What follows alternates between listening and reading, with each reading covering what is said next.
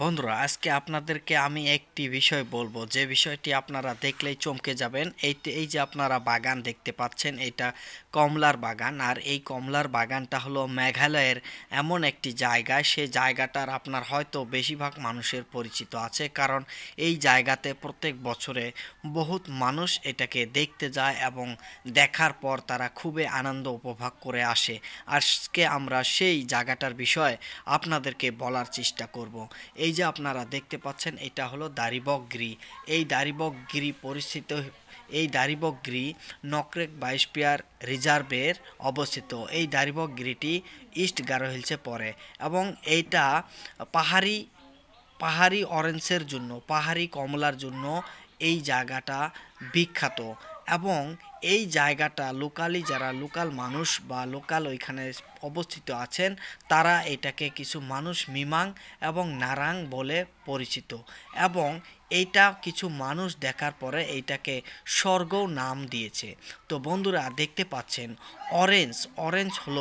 Orange is a horticulture crop in Meghalaya with an estimated area of 8,600 hectares under this crop reported in 2012 to 2013।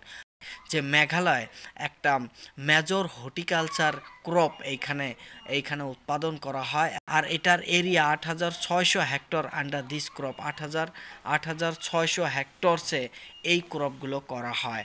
এবং এইখানের যে production আছে, যে উৎপাদন 40,600 metric টনেরও বেশি উৎপাদন প্রত্যেক বছরে করা হয়। এবং এই যে আপনারা আজ সুন্দর সুন্দর যে কমলাগুলো দেখছেন, এই কমলাগুলো এত মধুর এবং একটা খেলে আরেকটা খেতেই থাকে মানুষ। এই এই কমলাগুলোর এত স্বাদ মানুষ পায়। অন্য কমলার যেভাবে ট্যাঙ্গা থাকে, কমলাগুলোর খুবই ট্যাঙ্গা কম যদি পেকে যায়। এবং আপনারা দেখতে পাচ্ছেন গাছে কিভাবে ঝুলে আছে, কত হাজার হাজার কমলা ঝুলে আছে। এবং সেইখানে কিন্তু বিভিন্ন ধরনের নোটিশ বোর্ড দেওয়া আছে। এবং এই নোটিশ বোর্ডে তারা এই নোটিশ বোর্ডে লেখা আছে যে যদি কেউ একটা কমলা বিনা হুকুমে কেউ ছেড়ে, তাহলে তাকে 5,000 টাকা করে জরিমানা দিতে হবে।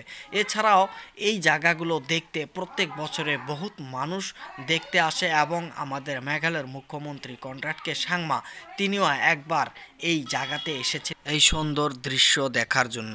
তো বন্ধুরা, আপনারা দেখতে পাচ্ছেন জাটাই মিডিয়া নেটওয়ার্ক।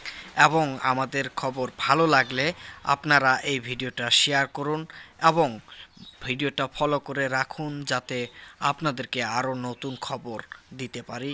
থ্যাংক ইউ, ধন্যবাদ।